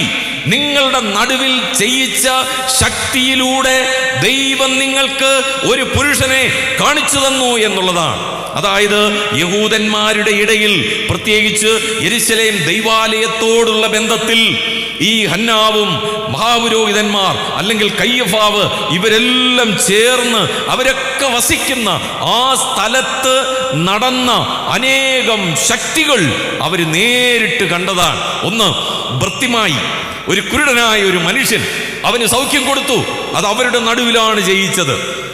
അത് കഴിഞ്ഞിട്ട് രക്തസ്രാവമുള്ള ഒരു സ്ത്രീ 15 അല്ലെങ്കിൽ എത്രയോ വർഷങ്ങൾ 12 സംവത്സരമായിട്ട് അവൾ രോഗിയായിട്ട് അവിടെ ഉണ്ടായിരുന്നു. അവർക്കെല്ലാം കൃത്യമായിട്ട് അറിയാം. പക്ഷെങ്കിൽ കർത്താവ് അവളെ സൗഖ്യമാക്കി. നമ്മളവിടെ വായിക്കുന്നുണ്ട്, കർത്താവിൽ നിന്ന് അവളിലേക്ക് ശക്തി പുറപ്പെട്ടു എന്ന് നമ്മൾ വായിക്കുന്നുണ്ട്. അപ്പോൾ കർത്താവിലൂടെ ശക്തി പുറപ്പെട്ട് സൗഖ്യമായ അത്ഭുതങ്ങൾ കണ്ട ആ ജനത്തിന്റെ നടുവിൽ പറയുകയാണ്, നിങ്ങൾ ഈ ശക്തികൾ കണ്ടിട്ടും നിങ്ങൾ ഈ കർത്താവായ യേശുക്രിസ്തുവിനെ നിങ്ങൾക്ക് തിരിച്ചറിയാനായിട്ട് കഴിഞ്ഞില്ല. പിന്നീട് അവരുടെ നടുവിൽ വലിയൊരു അത്ഭുതം നടന്നു. മരിച്ച് 4 ദിവസം കഴിഞ്ഞ് നാറ്റം വെച്ച ലാസറിനെ കർത്താവ് ഉയർപ്പിച്ചു എന്നുള്ളതാണ്. അതുകൊണ്ടാണ് നമ്മൾ വായിക്കുന്നത്, പലരും കർത്താവിനെ കാണാനല്ല വന്നത്, പിന്നെ ലാസറിനെ കാണാനാ വന്നത് എന്ന് പറഞ്ഞാൽ ഇവൻ വാസ്തവത്തിൽ ഉയർത്തെഴുന്നേറ്റത് തന്നെയാണോ എന്നൊന്ന് പരീക്ഷിക്കണം, കർത്താവിനെ പരീക്ഷിക്കണം, അല്ലെങ്കിൽ കർത്താവിനെ കല്ലെറിയണം, കർത്താവിൻ്റെ മേൽ കുറ്റം ചുമത്തണം. പക്ഷെങ്കിൽ എന്തെല്ലാം അത്ഭുതങ്ങൾ! 10 കുഷ്ഠരോഗികളെ കർത്താവ് ഒരുമിച്ച് സൗഖ്യമാക്കി.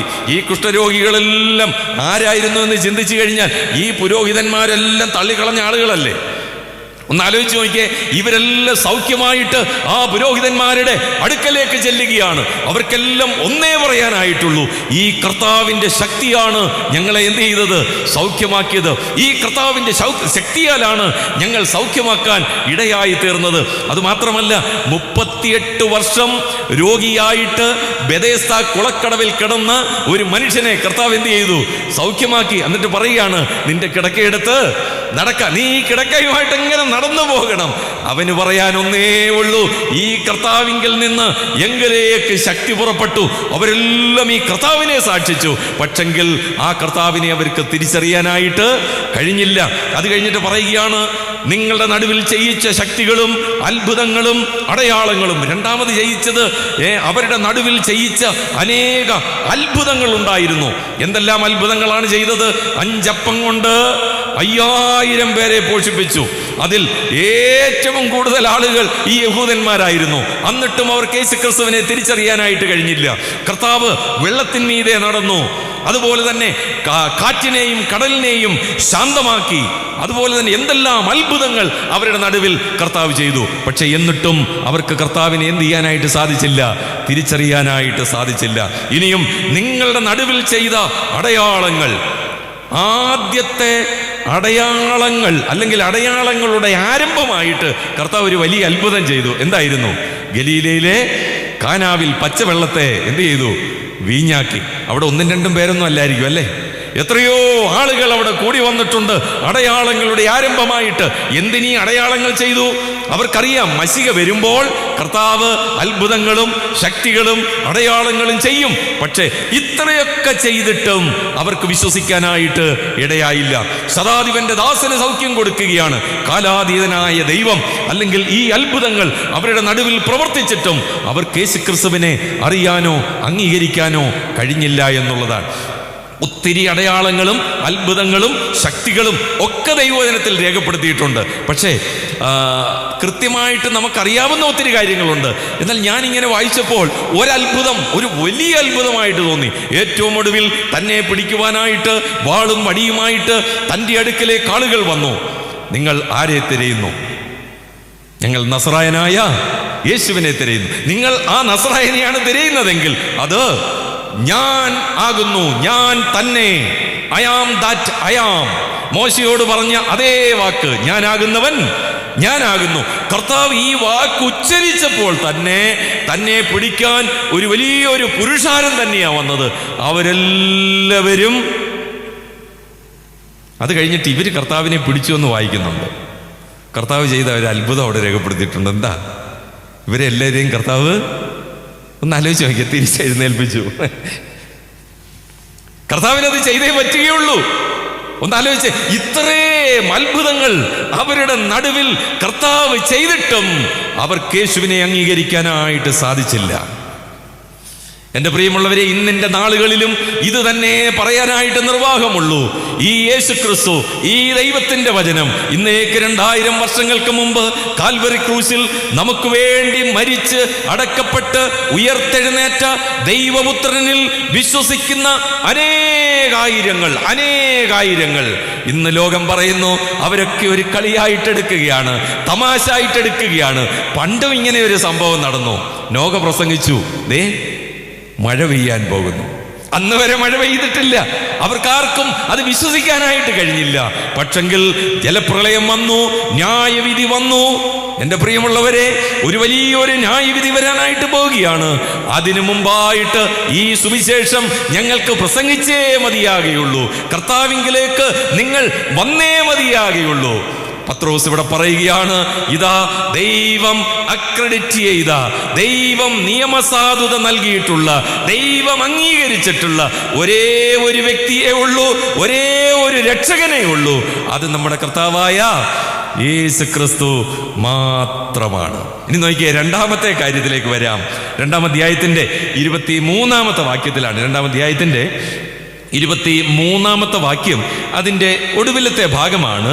നിങ്ങൾ അവനെ അധർമ്മികളുടെ കയ്യാൽ തറപ്പിച്ചു കൊന്നു. നിങ്ങൾ അവനെ അധർമ്മികളുടെ കയ്യാൽ എന്ത് ചെയ്തു?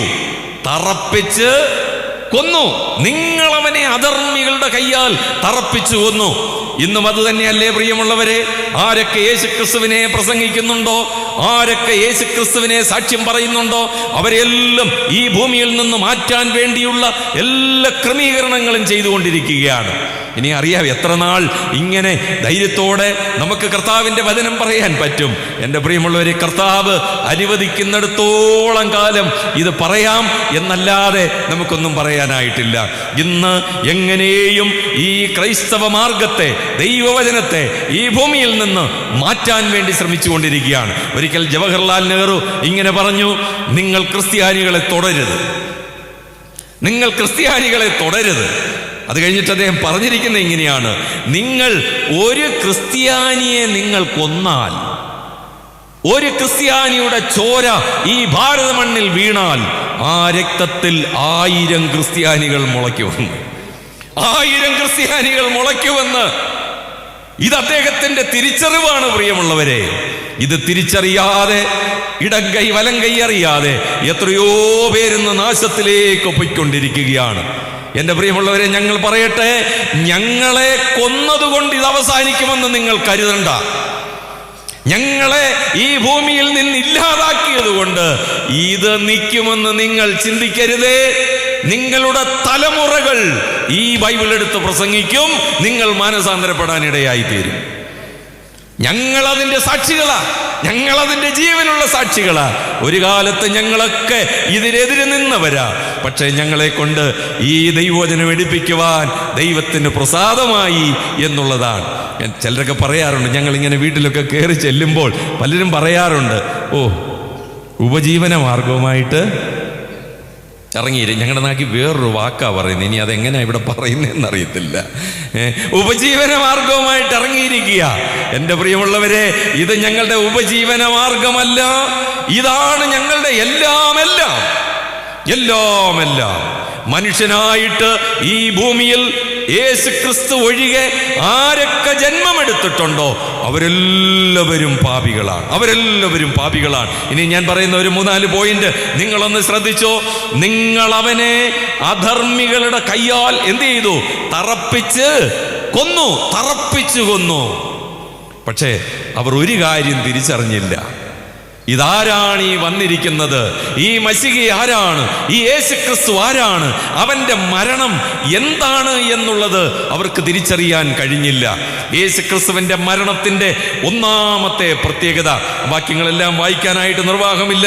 എബ്രായ ലേഖനം 9-ാം അധ്യായം 26-ാമത്തെ വാക്യത്തിൽ വായിക്കുന്നത്, എനിക്ക് പാപപരിഹാരം വരുത്തുവാനാണ് യേശുക്രിസ്തു മരിച്ചത്. നിങ്ങൾ അവനെ തറപ്പിച്ചു കൊന്നപ്പോൾ ഒരു കാര്യം നിങ്ങൾ ഓർത്തോ, നിങ്ങളുടെ പാപത്തിന്റെ പരിഹാരത്തിന് വേണ്ടിയാണ് യേശുക്രിസ്തു കാൽവറി ക്രൂശിൽ മരിച്ചത്. യേശുക്രിസ്തു നമ്മുടെ പാപങ്ങളെ ക്ഷമിക്കുന്നതിന് വേണ്ടിയാണ്. നമ്മുടെ പാപങ്ങൾ പുട്ടവേ ഒഴുക്കിക്കളയുന്നതിന് വേണ്ടി എൻ്റെ കർത്താവ് മരിച്ചു എന്നുള്ളതാണ്. യോഹന്നാന്റെ 1-ാം ലേഖനം 1-ാം അധ്യായം 8-9 വാക്യങ്ങൾ വായിക്കുന്നത്, അവന്റെ പുത്രനായ യേശുവിന്റെ രക്തം സകല പാപവും പോക്കി നമ്മളെ എന്ത് ചെയ്യുന്നു? ശുദ്ധീകരിക്കുന്നു. യേശു ക്രിസ്തു കാൽവരി ക്രൂശിൽ മരിച്ചത് എൻ്റെ പാപത്തിന് പരിഹാരം വരുത്തുന്നതിന് വേണ്ടിയാണ്. അതിനെന്റെ പ്രിയമുള്ളവരെ, നിങ്ങൾ എന്തെല്ലാം ക്രിയകൾ ചെയ്തുകൊണ്ടിരിക്കുന്നു, ഒരു ക്രിയയ്ക്കും പാപപരിഹാരം വരുത്താൻ കഴിയത്തില്ല. പാപപരിഹാരത്തിന് വേണ്ടി മനുഷ്യൻ ചെയ്യുന്ന ക്രിയകൾ, മനുഷ്യൻ ചെയ്യുന്ന കർമ്മങ്ങൾ, അതെല്ലാം വ്യർത്ഥമാണ് പ്രിയമുള്ളവരെ. ദൈവം അതൊന്നും അക്രെഡിറ്റ് ചെയ്തിട്ടില്ല. ദൈവം അക്രെഡിറ്റ് ചെയ്ത ഒരേ ഒരു പാപപരിഹാരം എന്ന് പറയുന്നത് നമ്മുടെ കർത്താവായ യേശു ക്രിസ്തു കാൽവറി ക്രൂശിൽ ഒഴുക്കിയ തങ്കച്ചോരയാണ്, തിരുനിണമാണ്. യേശു ക്രിസ്തുവിന്റെ ചോരയാൽ വീണ്ടെടുക്കപ്പെട്ടവർ മാത്രമേ രക്ഷിക്കപ്പെടുകയുള്ളൂ. അവർക്ക് മാത്രമേ നിത്യജീവനെ അവകാശമാക്കാനായിട്ട് കഴിയത്തുള്ളൂ. 2, കർത്താവായ യേശു ക്രിസ്തുവിന്റെ മരണമെന്ന് പറയുന്നത് 1 യോഹന്നാൻ 2-ാം അധ്യായം 2-ാം വാക്യത്തിൽ വായിക്കുന്ന ഇങ്ങനെയാണ്, അവൻ നമുക്ക് വേണ്ടി പ്രായശ്ചിത്തമാകുന്നു. അവൻ നമുക്ക് വേണ്ടി പ്രായശ്ചിത്തമാകുന്നു. പാപം ചെയ്യുന്ന ദേഹി മരിക്കും. പാപം ചെയ്യുന്ന ദേഹി മരിക്കും. പാപിയായിട്ട് ജനിച്ച് പാപിയായിട്ട് ജീവിച്ച് പാപത്തിൽ മരിക്കുകയാണെങ്കിൽ ഒരു നിത്യമായ നരകത്തിലായിരിക്കും എൻ്റെ പ്രിയമുള്ളവരെ ചെന്നെത്തുന്നത്. എന്നാൽ എനിക്ക് പ്രായശ്ചിത്തമായിട്ട് അവർ ഈ യഹൂദന്മാരോട് പറയുക, നിങ്ങളവനെ തറപ്പിച്ച് കൊന്നു എന്ന് പറയുമ്പോൾ ഒരു കാര്യം ഉറപ്പാണ്, അവർ ഒരു കുഞ്ഞാടിനെ അവരെത്രയോ പ്രാവശ്യം എത്രയോ കുഞ്ഞാടുകളെ അവർ കൊന്നിട്ടുണ്ട്. എന്നാൽ നമ്മുടെ കർത്താവായ യേശു ക്രിസ്തുവിനെ കുറിച്ച് യോഹന്നാൻ സ്നാപകൻ വിളിച്ചു പറഞ്ഞ ഇങ്ങനെയാണ്, ഇതാ ലോകത്തിന്റെ പാപത്തെ ചുമക്കുന്ന ദൈവത്തിന്റെ കുഞ്ഞാട്. ആ കുഞ്ഞാടിനെയാണ് നിങ്ങൾ എന്ത് ചെയ്തത്? ക്രൂശിൽ തറപ്പിച്ച് കൊന്നത്. ആ കുഞ്ഞാട് നിങ്ങൾക്ക് പ്രായശ്ചിത്തമായിട്ട് കാൽവറി ക്രൂശിൽ മരിച്ചതാണ്. യോഹന്നാന്റെ സുവിശേഷം 10-ാം അധ്യായം 11-ാമത്തെ വാക്യത്തിൽ നമ്മൾ വായിക്കുന്നുണ്ട്, ആ മരണമെന്ന് പറയുന്നത് എനിക്ക് പ്രതിപകരമായിട്ട് ക്രിസ്തു ക്രൂശിൽ മരിച്ചതാണ്. കർത്താവ് പറഞ്ഞു, ഞാൻ നല്ല ഇടയനാകുന്നു. നല്ല ഇടയൻ ആടുകൾക്ക് വേണ്ടി തൻ്റെ ജീവനെ കൊടുക്കുന്നു. എനിക്ക് വേണ്ടി, എനിക്ക് പ്രതിപകരമായിട്ട് എൻ്റെ കർത്താവ് കാൽവറി ക്രൂശിൽ മരിച്ചു. പ്രിയമുള്ളവരെ, 4-ാമത്തെ പ്രത്യേകത 1 പത്രോസ് 1-ാം അധ്യായം 18-19 വാക്യങ്ങളിൽ, പൊന്ന് വെള്ളി മുതലായ അഴിഞ്ഞു പോകുന്ന വസ്തുക്കളെ കൊണ്ടല്ല നമ്മളെ വീണ്ടെടുത്തിരിക്കുന്നത്, നമ്മുടെ നിർദോഷം അല്ലെങ്കിൽ നിർദോഷവും നിഷ്കളങ്കവുമായ കുഞ്ഞാടിൻ്റെ വിലയേറിയ രക്തം കൊണ്ടത്രേ. നിങ്ങളവനെ ക്രൂശിൽ തറപ്പിച്ചു കൊന്നപ്പോൾ ആ ശതാധിപൻ കർത്താവായ യേശു ക്രിസ്തുവിന്റെ വിലാപ്പുറത്ത് കുത്തിയിട്ട് അവരെല്ലാം ഒന്നടങ്കം നിലവിളിച്ച ഒരു കാര്യമുണ്ട്, ഇവന്റെ രക്തം ഞങ്ങളുടെ മേലും ഞങ്ങളുടെ തലമുറകളുടെ മേലും വരട്ടെ. ഒരുപക്ഷെങ്കിൽ ന്യായവിധിയായിരിക്കാം അവരിലേക്ക് പെയ്തിറങ്ങുന്നത്. ഇവിടെ പത്രോസ് പറയുകയാണ്, നിങ്ങൾ അവനെ തറപ്പിച്ചു കൊന്നപ്പോൾ നിങ്ങൾ ഒരു കാര്യം മനസ്സിലാക്കിയില്ല, അത് നിങ്ങളുടെ വീണ്ടെടുപ്പിന് വേണ്ടി ഉള്ളതാണെന്ന്. എൻ്റെ പ്രിയമുള്ളവരെ, നമ്മളുടെ വീണ്ടെടുപ്പിന് വേണ്ടി കർത്താവായ യേശു ക്രിസ്തു കാൽവരി ക്രൂശിൽ മരിച്ചു. അടുത്ത പ്രത്യേകത റോമാലേഖനം 5-ാം അധ്യായം 10-ാമത്തെ വാക്യത്തിൽ വായിക്കുന്നു, നമ്മൾ ദൈവത്തിൻ്റെ ശത്രുക്കളായിരുന്നു, നമ്മൾ ദൈവത്തോട് അകന്നവരായിരുന്നു, നമ്മൾ ബലഹീനരായിരുന്നു, നമ്മൾ പാപികളായിരുന്നു, ദൈവത്തിൽ നിന്ന് വളരെ അകലെയായിരുന്നു. എന്നാൽ ദൈവപുത്രന്റെ കാൽവറി ക്രൂശിലെ മരണം നിമിത്തം, ദൈവപുത്രൻ കാൽവറി ക്രൂശിൽ ഒഴുക്കിയ ആ നണം നിമിത്തം എനിക്ക് ദൈവത്തോട് നിരപ്പുണ്ട്. യേശു ക്രിസ്തു ഈ ഭൂമിയിലേക്ക് വന്നത് എന്നെ ദൈവത്തോട് നിരപ്പിക്കുന്നതിന് വേണ്ടിയാണ്. മത്തായിയുടെ സുവിശേഷം 20-ാം അധ്യായം അതിൻ്റെ 28-ാമത്തെ വാക്യത്തിൽ നമ്മൾ വായിക്കുന്ന ഇങ്ങനെയാ, ഞാൻ വന്നത് അനേകർക്കു വേണ്ടി മറുവിലയായിട്ട് കൊടുക്കുവാൻ. എൻ്റെ പ്രിയമുള്ളവരെ, യേശു ക്രിസ്തു എനിക്ക് വേണ്ടി മറുവിലയായി തീർന്നു. He became a ransom for many. അനേകർക്കു വേണ്ടി, ഈ ലോകത്തിലെ സർവ്വ ജാതി മതസ്ഥർക്കും വേണ്ടി, സഭാവ്യത്യാസമന്യേ എൻ്റെ പ്രിയമുള്ളവരെ, നമ്മളെ രക്ഷിക്കുന്ന ഒരേ ഒരു മാർഗം കർത്താവായ യേശുക്രിസ്തു. യേശുക്രിസ്തു കാൽവരി ക്രൂശിൽ ഒഴുക്കിയ ആ രക്തം മൂലം മാത്രമേ നമുക്ക് വീണ്ടെടുപ്പുള്ളൂ. ഒടുവിലായിട്ട് യേശുക്രിസ്തു നമുക്ക് വേണ്ടി കാൽവരി ക്രൂശിൽ ചെയ്ത ഒരു വലിയ കാര്യമെന്ന് പറയുന്നത് റോമാലേഖനം 5-ാം അധ്യായം അതിൻ്റെ 8-ാമത്തെ വാക്യമാണ്. ഞാൻ ആ കാൽവരി ക്രൂശിൽ കാണുന്നത് എന്നോടുള്ള ദൈവത്തിൻ്റെ ഏറ്റവും ശ്രേഷ്ഠമായ ഒരു സ്നേഹമാണ്. എൻ്റെ പ്രിയമുള്ളവരെ, നാം നശിച്ചു പോകുവാൻ ദൈവം ആഗ്രഹിക്കുന്നില്ല. നാം നിത്യതയിലേക്ക് വരണം, നിത്യ സൗഭാഗ്യത്തിലേക്ക് വരണം. നിത്യ നരകത്തിൽ നിന്ന് എന്നെ വീണ്ടെടുക്കുന്നതിന് വേണ്ടി ഇതാ ദൈവം മനുഷ്യനായിട്ട് ഈ ഭൂമിയിലേക്ക് വന്നു. ദൈവം അംഗീകരിച്ച ഒരേ ഒരു യാഗമാ ഇത് മാത്രമേ ഉള്ളൂ കർത്താവായ യേശുക്രിസ്തുവിൻ്റെ കാൽവരി ക്രൂശിലെ യാഗം എന്ന് പറയുന്നത്. 2-ാം അധ്യായത്തിൻ്റെ 23-ാമത്തെ വാക്യത്തിൽ അടുത്ത കാര്യം രേഖപ്പെടുത്തിയിട്ടുണ്ട്. 2-ാം അധ്യായത്തിൻ്റെ 23-ാമത്തെ വാക്യം, നിങ്ങൾ അവനെ അധർമ്മികളുടെ കയ്യാൽ തറപ്പിച്ചു കൊന്നു എന്ന് മാത്രമല്ല, ഒരു കാര്യം കൂടെ പറയുന്നുണ്ട്. ദൈവം തൻ്റെ സ്ഥിരനിർണയത്താലും മുന്നറിവിനാലും അവൻ ഏൽപ്പിക്കപ്പെട്ടവനാണ്. ഒരു പക്ഷെങ്കിൽ നിങ്ങളാണ് അവനെ തറപ്പിച്ചു കൊന്നത് എന്ന് പറയുമ്പോൾ പത്രോസ് പറയുകയാണ്, നിങ്ങളവനെ തറപ്പിച്ചു കൊന്നതൊക്കെ ശരിയാണ് എന്ന് പറഞ്ഞാൽ അവിടം കൊണ്ടത് അവസാനിക്കുന്നില്ല. മറിച്ച് ദൈവം തൻ്റെ സ്ഥിരനിർണയത്താലും മുന്നറിവിനാലും അവൻ ഏൽപ്പിക്കപ്പെട്ടവനായിരുന്നു. പിതാവ് തൻ്റെ പുത്രനെ നമുക്ക് വേണ്ടി ഏൽപ്പിച്ചു തന്നു. സ്വന്തം പുത്രൻ തന്നെത്താൻ നമുക്ക് വേണ്ടി ഏൽപ്പിച്ചു തന്നു. പൗലോസ് പറയുന്ന ഒരു വാക്കുണ്ട്, എനിക്ക് വേണ്ടി തന്നെത്താൻ ഏൽപ്പിച്ചു തന്ന ദൈവത്തിൻ്റെ പുത്രൻ. എനിക്ക് ജീവനെ കൊടുക്കാനും തിരികെ പ്രാപിക്കാനും എനിക്ക് കഴിയും. എബ്രായലേഖനം 9:14 നമ്മൾ വായിക്കുന്നത് ഇങ്ങനെ തന്നെയാണ്, നിത്യാത്മാവിനാൽ ഏൽപ്പിക്കപ്പെട്ടു എന്നുള്ളതാണ്. ത്രിയേക ദൈവം നമുക്ക് വേണ്ടി കാൽവരി ക്രൂശിൽ ഏൽപ്പിച്ചു തന്നു. പ്രിയമുള്ളവരെ, യേശുക്രിസ്തുവിന്റെ മരണമെന്ന് പറയുന്നത് ദൈവത്താൽ നിശ്ചയിക്കപ്പെട്ട ഒരു മരണമായിരുന്നു. പഴയ നിയമത്തിൽ അത് വ്യക്തമായിട്ട് രേഖപ്പെടുത്തിയിട്ടുണ്ട്, അത് മുൻകൂട്ടി ചിത്രീകരിച്ചിട്ടുണ്ട്. നിങ്ങളവനെ കൊന്നു എന്ന് പറയുമ്പോഴും പത്രോസ് പറയുകയാണ്, കേവലം നിങ്ങളവനെ കൊന്നതല്ല, ദൈവം അവനെ തൻ്റെ സ്ഥിരനിർണയത്താലും മുന്നറിവിനാലും ഏൽപ്പിച്ചു കൊടുത്തതാണ്. 2-ാം അധ്യായത്തിന്റെ 24-ാമത്തെ വാക്യത്തിലേക്ക് വരുമ്പോൾ പത്രോസ് അവിടെ വിളിച്ചു പറയുകയാണ്, നിങ്ങൾ അവനെ ക്രൂശിൽ തറപ്പിച്ചു കൊന്നു എങ്കിലും ദൈവമോ മരണപാശങ്ങളെ അഴിച്ചിട്ട് അവനെ ഉയർത്തെഴുന്നേൽപ്പിച്ചു. ഈ ലോകത്തിൽ അനേക മഹാന്മാർ ജനിച്ചിട്ടുണ്ട്, ജീവിച്ചിട്ടുണ്ട്, മരിച്ചിട്ടുണ്ട്. അവരുടെ കല്ലറകളെല്ലാം ഇന്ന് അടഞ്ഞു കിടക്കുകയാണ്. പലസ്തീനിൽ ഒരേ ഒരു കല്ലറ.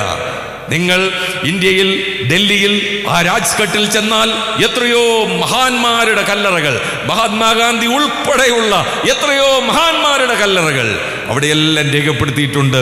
നിങ്ങൾ അന്വേഷിച്ചു വന്ന ആ മഹാത്മാഗാന്ധി ഇവിടെ ഉണ്ട്, ഇവിടെ ഉറങ്ങുന്നു. റെസ്റ്റ് ഇൻ പീസ്, സമാധാനത്തോടെ ഉറങ്ങുന്നു. എന്നാൽ എൻ്റെ പ്രിയമുള്ളവരെ, ഒരു കല്ലറ മാത്രം തുറന്നു കിടക്കുന്നു. അതുകൊണ്ടാണ് നമ്മൾ പാടുന്നത്, ഉലകമഹാന്മാർ അഖിലരും ഒരുപോലെ കല്ലറയ്ക്കുള്ളിൽ ഉറങ്ങുമ്പോൾ നമ്മളുടെ ഉന്നതൻ യേശു മഹേശ്വരൻ മാത്രം ഉയരത്തിൽ വാഴുന്നു എന്നുള്ളതാണ്. കല്ലറകളെ ഭേദിച്ചുകൊണ്ട് ഉയർത്തെഴുന്നേറ്റ് ജീവിക്കുന്ന ഒരേ ഒരു രക്ഷകനേ ഉള്ളൂ, അത് കർത്താവായ യേശുക്രിസ്തു മാത്രമാണ്. യേശുക്രിസ്തു ദൈവം മനുഷ്യനായിട്ട് ഈ ഭൂമിയിലേക്ക് വന്നു. 33.5 തിരുവയസ്സു വരെ ഈ ഭൂമിയിൽ ജീവിച്ചു. ഒടുവിലായിട്ട് കാൽവരി ക്രൂശിൽ നമുക്ക് വേണ്ടി തന്റെ ജീവനെ യാഗമാക്കി തന്ന് അവിടുന്ന് മരിച്ചു. അവൻ അടക്കപ്പെട്ടു. 3-ാം നാൾ തുങ്കപ്രതാപവാനായിട്ട് ഉയർത്തെഴുന്നേറ്റ് ഇന്നും ജീവിക്കുന്നു എന്നുള്ളതാണ്. അനേക തെളിവുകളുണ്ട്, വിശദീകരിക്കാൻ സമയമില്ല. അത് കഴിഞ്ഞിട്ട് 2-ാം അധ്യായത്തിന്റെ 33-ാമത്തെ വാക്യത്തിൽ നമ്മൾ വായിക്കുന്നത് ഇങ്ങനെയാണ്, അവൻ ദൈവത്തിന്റെ വലഭാഗത്തേക്ക് ആരോഹണം ചെയ്ത് പരിശുദ്ധാത്മാവെന്ന വാഗ്ദത്തം പിതാവിനോട് വാങ്ങിത്തന്നു. ദൈവത്തിന് സ്തോത്രം. ദൈവത്തിന്റെ പരിശുദ്ധാത്മാവ് നമ്മളുടെ ഉള്ളിലേക്ക് വന്നപ്പോൾ നമുക്ക് രക്ഷിക്കപ്പെടാനിടയായി തീർന്നു. ദൈവത്തിന്റെ ആത്മാവിൽ നമുക്ക് കർത്താവിന്റെ വചനം പറയാനായിട്ട് കർത്താവ് കൃപ തന്നു. അത് കഴിഞ്ഞിട്ട് 6-ാമതായിട്ട് 2-ാം അധ്യായത്തിന്റെ 36-ാമത്തെ വാക്യത്തിൽ പത്രോസ് പറയും, ആകയാൽ നിങ്ങൾ ക്രൂശിച്ച ഈ യേശുവിനെ തന്നെ ദൈവം കർത്താവും ക്രിസ്തുവുമാക്കി വെച്ചു. നിങ്ങൾ ക്രൂശിച്ച ഈ യേശുവിനെ തന്നെ. അത് കഴിഞ്ഞിട്ട് ഏറ്റവും ഒടുവിൽ 2-ാം അധ്യായത്തിന്റെ 47-ാമത്തെ വാക്യത്തിൽ ഇങ്ങനെയാണ്: കർത്താവ് രക്ഷിക്കപ്പെടുന്നവരെ ദിനം പ്രതി സഭയോട് ചേർത്തുകൊണ്ടിരുന്നു. കർത്താവ് രക്ഷിക്കപ്പെടുന്നവരെ ദിനം പ്രതി സഭയോട് ചേർത്തുകൊണ്ടിരുന്നു. ഈ പ്രസംഗമൊക്കെ കേട്ടുകൊണ്ടിരുന്ന യഹൂദന്മാർ, അവർക്ക് സംഭവിച്ച ഏറ്റവും വലിയ കാര്യം അവരുടെ ഹൃദയത്തിൽ കുത്തുകൊണ്ടു. ഇന്ന് സന്ധ്യയിൽ, ഇന്ന് രാത്രിയിൽ ഈ ദൈവത്തിന്റെ വചനം കേൾക്കുമ്പോൾ മറ്റൊരുത്തനിലും രക്ഷയില്ല.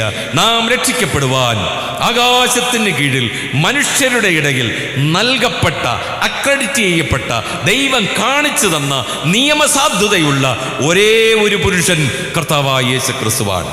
പ്രിയ സ്നേഹിതാ, നിങ്ങളുടെ പാപത്തിൽ നിന്ന് നിങ്ങളെ വിടുവിക്കുവാൻ അവൻ അവരുടെ ജനത്തെ തൻ്റെ പാപങ്ങളിൽ നിന്ന്, അവരുടെ പാപങ്ങളിൽ നിന്ന് വിടുവിക്കാനിരിക്കൊണ്ട് അവൻ യേശു എന്ന് പേർ വിളിക്കുകയാണ്.